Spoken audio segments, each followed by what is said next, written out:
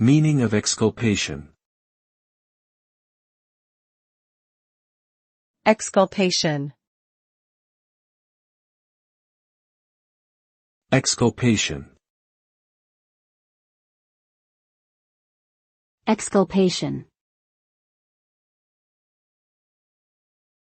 Exculpation. Exculpation refers to the act of clearing someone from blame or guilt in a particular situation. It is a legal term that is often used in criminal cases where an accused person is found not guilty of the crime they were charged with.